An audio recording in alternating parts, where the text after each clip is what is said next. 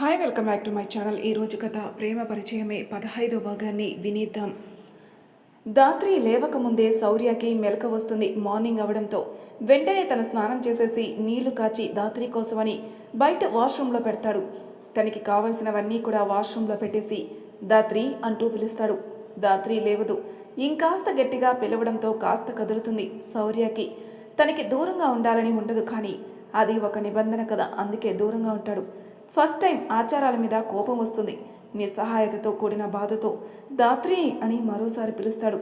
అంతే, వెంటనే లేచి కూర్చుని తన్ని తాను సర్దుకుని ఓపిక లేకపోవడంతో చిన్న స్వరంతో, శౌర్య నువ్వేంటిక్కడ అంది. నన్ను లేపచ్చు కదా, ఇలా ఒంటరిగా ఉండకపోతే అంటాడు శౌర్య. అది శౌర్య అని తటపటాయిస్తూ ఊపిరి పీల్చుకుని ఊపిరి లేనట్టు అంతే చిన్న స్వరంతో, నీకు అర్థమైంది అని అనుకుంటున్నాను, ఈ గదిలో ఉన్నానంటే అంటుంది దాత్రి. నాకు అర్థమైంది, కానీ దాత్రి నేను వచ్చేసరికి రూము చిందరవందరగా ఉంది. నువ్వేమో స్పృహలో లేవు, కానీ నీ కళ్ళ కింద కన్నీళ్ళ చారలు, గుండెలో ఏదో తెలియని బాధ చేరింది. అసలు ఏమైంది అంటాడు. అది అది అని అంటూ ఉంటుంది దాత్రి. ప్లీజ్, నా వరకు నీ కన్నీళ్ళు నేను చూడలేను దాత్రి, ఏమైందో చెప్పు అంటాడు శౌర్య. దాత్రి బాధగా చూస్తూ, నేను డాక్టర్లా చెప్తాను విను. ఎన్నో టెస్టులు చేశాను, ఎంతో చెక్ చేశాను, but reason like hormones problems కానీ, బ్లడ్ లేకపోవడం కానీ, ఇంకేమన్నా నీటి బుడగలు చేరడం కానీ ఇలాంటివి టెస్టులు చేసిందనమాట. ఏమీ లేవు, కానీ నాకు చావు కావాలి, నరకం ఇలానే ఉంటుందేమో అనేంత పెయిన్ వస్తుంది. ఈ సమయంలో అస్సలు నేను గైనకాలజిస్ట్ అవ్వడానికి రీజన్ ఈ టైంలో నాకు వచ్చే పెయిన్. ఏడుస్తూ కాస్త అరిస్తే నొప్పి తృప్తి చెందినట్టు అనిపిస్తుంది, కానీ ఏడవడానికి కన్నీళ్ళు కూడా రావు శౌర్య. ఎన్నో ఏళ్ళ నుంచి అనుభవిస్తూనే ఉన్నాను. నన్ను ఇలా చూసి సుధా, అమ్మ చాలాసార్లు ఏడ్చేశారు, కానీ వాళ్ళ కోసమైనా భరిద్దామనుకుంటా. కానీ నేను ఆ నొప్పిని సహించలేను శౌర్య, బలహీనురాలని అయిపోతాను. ఎందుకో అంత పెయిన్ వస్తుందో తెలీదు, కానీ ఇంతకన్నా ఒక్కసారి చంపేస్తే బాగుండు అనుకుంటూ జీవిస్తాను అని పెదవులపై నవ్వు పూసుకొని అంటూ, వెంటనే నా మొబైల్ కావాలి శౌర్య అని ఉలిక్కిపాటుగా అంటుంది. శౌర్యకి ఆ మాటలు మొదట అర్థం కాకుండా వింటూ ఉంటే అర్థమవుతాయి. అలా దాత్రి బాధ గుర్తుకు తెచ్చుకుని గుండె బరువెక్కుతున్న సమయంలో చావే శరణ్యం అంటున్న తన మాటలు తన మనసుని ఇంకా బాధ పెడుతూ ఉన్నాయి. అంతలోనే మొబైల్ అనడంతో బాధని దాచేసి, నీ థింగ్స్ అన్నీ ఇక్కడికి తెచ్చాను దాత్రి, చూసుకో, వాటిలో ఉంటుంది అన్నాడు. దాత్రి వెంటనే లేవబోతూ తూలి పడబోయి తనని తాను నిలదొక్కుని నిలబడుతుంది. అంతలో శౌర్య 2 అడుగులు వేసి భయంగా ఆగిపోయి, నేనిస్తాను, నువ్వు కదలకు అని ఫోన్ కోసం చూస్తుంటాడు. దాత్రి చిన్నగా, శౌర్య ఒక హెల్ప్. శౌర్య దాత్రి వైపుకు ఫేస్ తిప్పి, నువ్వు ఏం చెప్పినా నేను చేస్తాను, దానికి హెల్ప్, ఆర్డర్, ఇది అవసరం అని నువ్వు చెప్పనవసరం లేదు బేబీ డాల్ అంటాడు. దాత్రి కళ్ళు మూసి తెరుస్తూ, అమ్మ 3 టైమ్స్ చేస్తే సుధా ఒక 5 టైమ్స్ చేసుంటుంది కాల్స్, త్వరగా ఫోన్ చూడు శౌర్య అని ఓపిక మొత్తం కూడగట్టుకొని పలుకుతుంది. శౌర్య ఫోన్ని వెతికి చేతికి తీసుకుంటాడు. దాత్రి అన్నట్టే మిస్డ్ కాల్స్ ఉండడంతో, కాల్స్ ఉన్నాయి దాత్రి అంటాడు. వాళ్ళకి కాల్ చేసి నేను స్నానానికి వెళ్ళాలని చెప్పు అంటుంది దాత్రి. కానీ నువ్వు వెళ్ళలేదు కదా అంటాడు శౌర్య. ఇప్పుడు వెళ్తానులే, కానీ నాకు అవసరమైనవన్నీ దుస్తులు ఇవ్వవా అని మొహమాటంగా అడుగుతుంది దాత్రి. ఆల్రెడీ అరేంజ్ చేశాను, నువ్వు వెళ్ళి బ్రష్ చేసి బాత్ చేసిరా అంటాడు శౌర్య.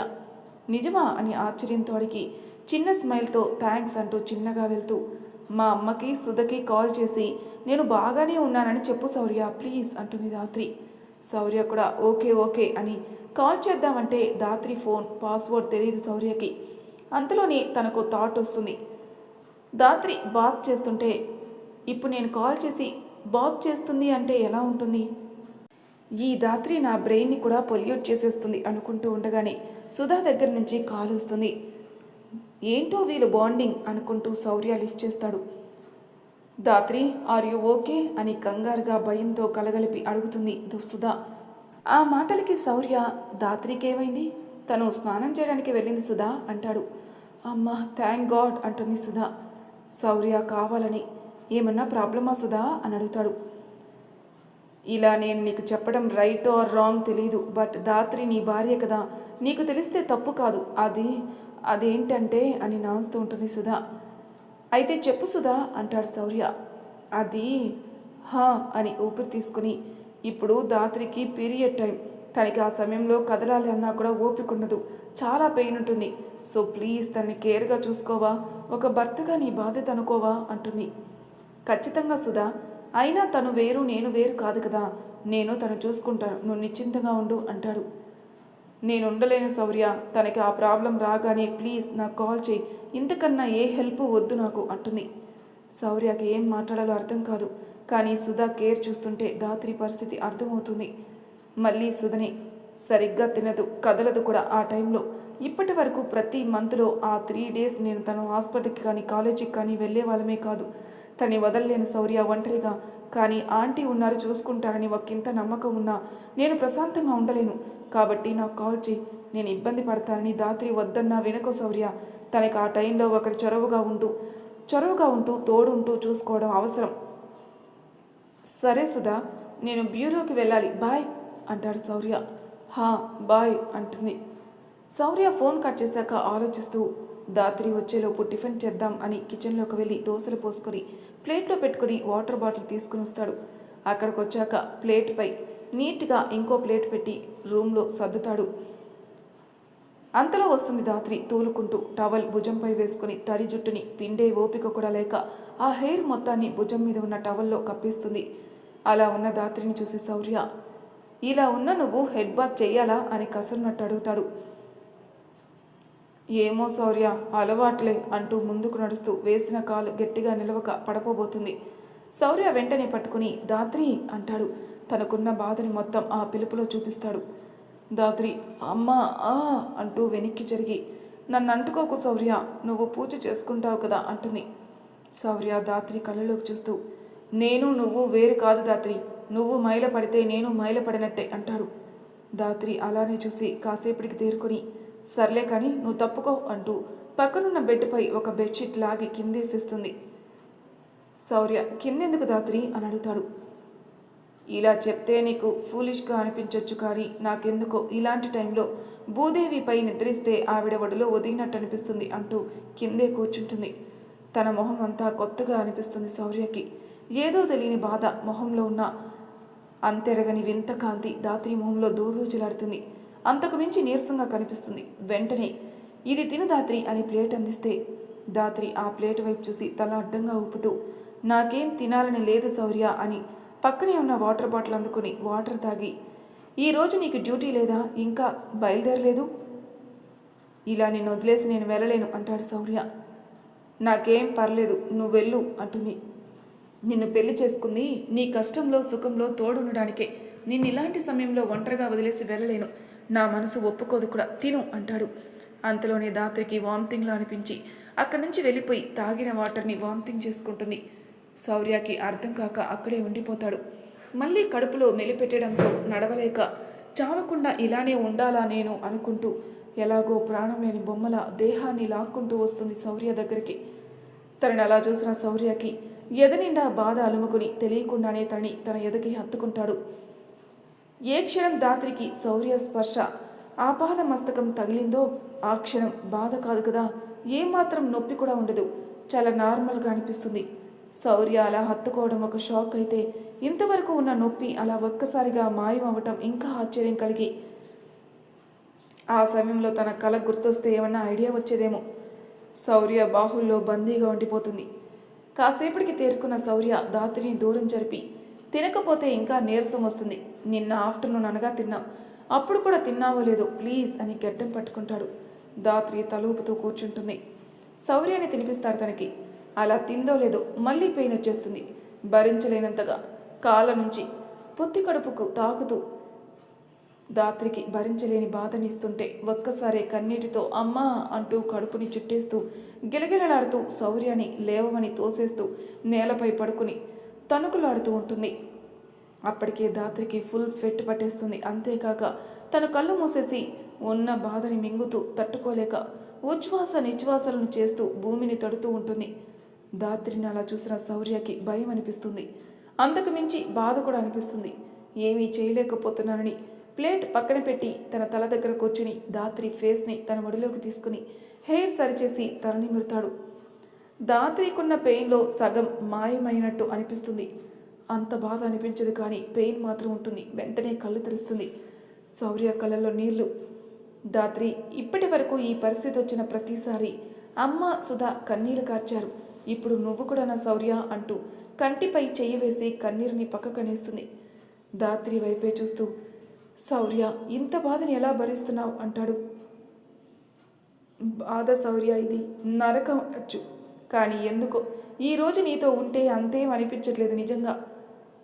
ఆ పెయిన్ లేకుంటే చాలు అంటూ పక్కనున్న డ్రెస్సింగ్ టేబుల్పై హెయిర్ బ్రాండ్ వెతికి దాత్రి హెయిర్కి పెట్టబోతూ ఉంటాడు.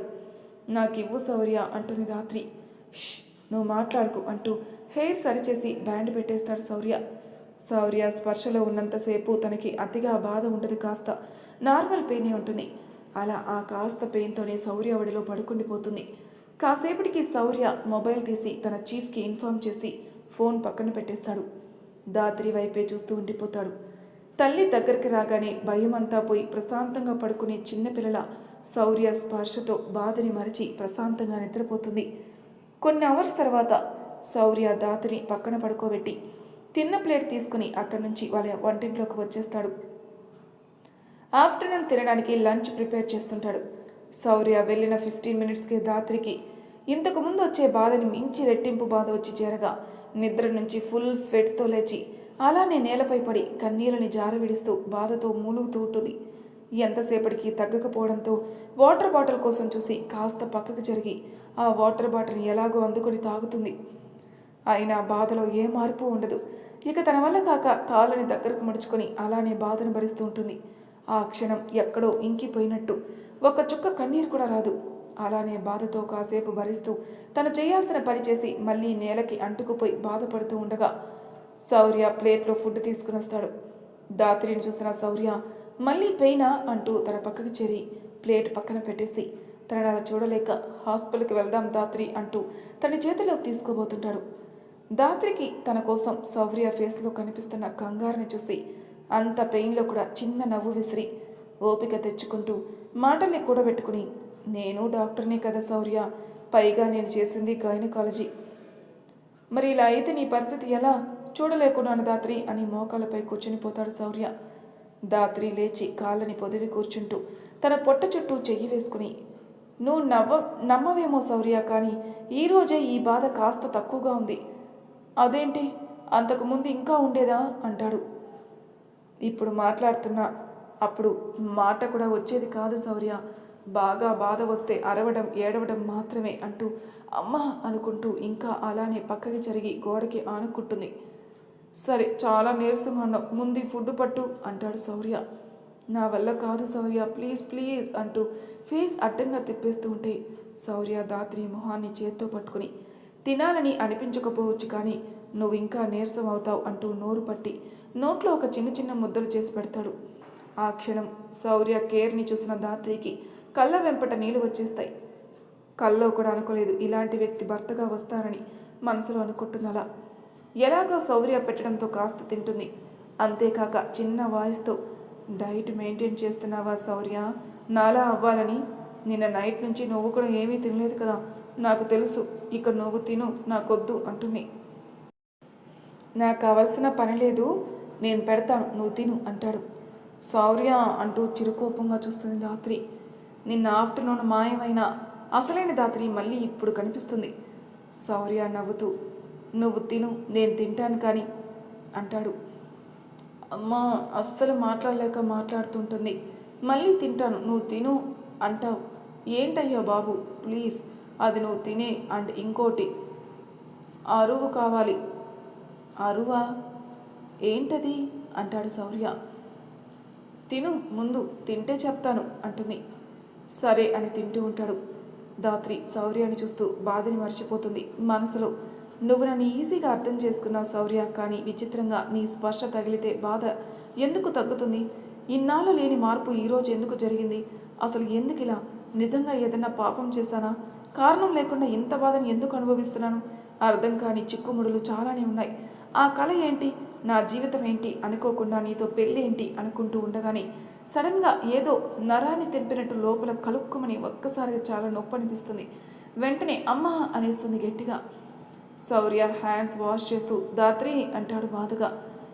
ధాత్రి ఏమాత్రం ఆలస్యం చేయకుండా శౌర్య, నాకు అరువుగా నీ ఒడి కావాలి అంటుంది. శౌర్య వెంటనే తనకి దగ్గరగా వస్తాడు. ధాత్రి శౌర్య షర్ట్ని పట్టుకుని వెంటనే తన ఒడిలో ఫేస్ పెట్టేస్తుంది. శౌర్య, అసలు నీకెలా ఉంది అంటాడు. హా, ప్రసవ వేదన పడుతున్నట్టు ఉంది అంటుంది. ఇంకేం మాట్లాడు శౌర్య. నిజంగా శౌర్య, అంతే బాధగా ఉంది ఇంతకుముందు, బట్ ఇప్పుడు లేదు అంటుంది. సరే రెస్ట్ తీసుకో బేబీ డాల్ అంటాడు. సరే కానీ నన్ను ఇలా టచ్ చేస్తూ ఇంట్లోకి వెళ్ళడం అత్తమ్మకి తెలిస్తే నిన్ను ఏమన్నా అని అంటూ ఆపేస్తుంది. అమ్మ వచ్చేలోపు ఇంటిని నేను శుద్ధి చేస్తాను, అయినా నేను వంటగదికి మాత్రమే వెళ్ళాను నిన్ను టచ్ చేసి అంటాడు. ఓ, ఒక్కడివే ఏం చేస్తావు, ఎలా శుద్ధి చేస్తావు అంటుంది.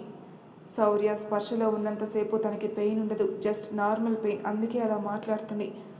శౌర్య చాలా ఓర్పుగా నాకు అలవాటే ధాత్రి, నాకు అక్క చెల్లెలు లేకపోవడంతో అమ్మకి ప్రతి పనిలో తోడు ఉండేవాణ్ణి, అలా నాకు అన్నీ అలవాటే అంటాడు. అంటే నేను చాలా అదృష్టవంతురాలిని కదా అంటూ కళ్ళెత్తి శౌర్య కళ్ళలోకి చూస్తుంది.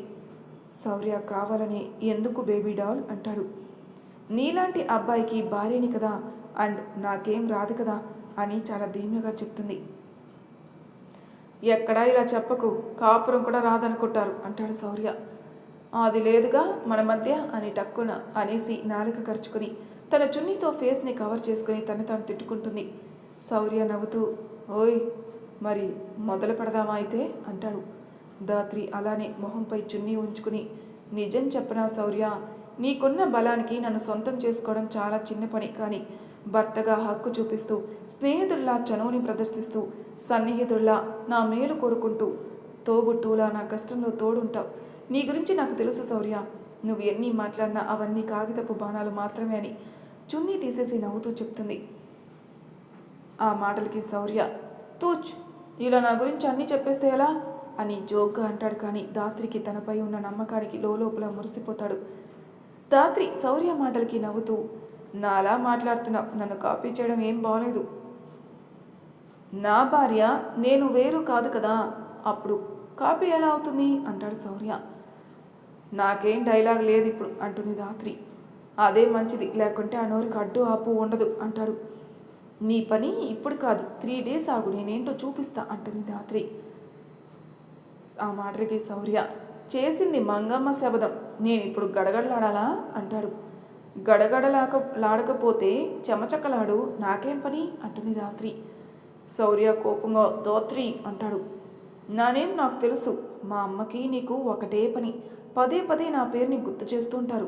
అదేంటో మీరు మర్చిపోయి గుర్తు చేసుకుంటూ నేను మర్చిపోయానేమో అన్నట్టు నాకు వినపడేలా తలవటం విని బోరు కొట్టేసింది అంటుంది. అందుకే కదా నేను బేబీ డాల్ అంటున్నాను అంటాడు. ఇంకా నయం, బార్బీ డాల్ అనలేదు, ఎవరైనా వింటే ఏ షాప్లో కొన్నావు అని అడిగేవారు అంటుంది ధాత్రి. శౌర్య, ఈ చుట్టుపక్కల కాదులేండి అని తప్పించుకునేవాణ్లే అంటాడు. తెలివి, అతి తెలివి, పోకూడదులే అంటుంది. అది నాకు తెలుసు అంటాడు. అసలు వీళ్ళున్న పొజిషన్ ఏంటి, మాట్లాడుకునే మాటలేంటి? శౌర్య వడిలో ధాత్రి తలపెట్టి శౌర్యాన్ని చూస్తూ ఉంది. అయితే ప్రియురాలు మాటలు వింటూ ప్రియుడు చూస్తూ ఉండాలి, లేకుంటే ప్రియుడు చిలిపి చేష్టలకి ప్రియురాలు అడ్డు చెప్తూ ఉండాలి. కానీ వీళ్ళు పిల్లి ఎలుగలా గొడవ ఆడుకుంటూ మాట అనుకుంటూ పెంచుకుంటూ వెళ్తున్నారు. వాళ్ళిద్దరి వాగ్వాదం ఆగదు, బట్ సాగుతుంది. అలాగే అప్డేట్ కూడా కొనసాగుతుంది.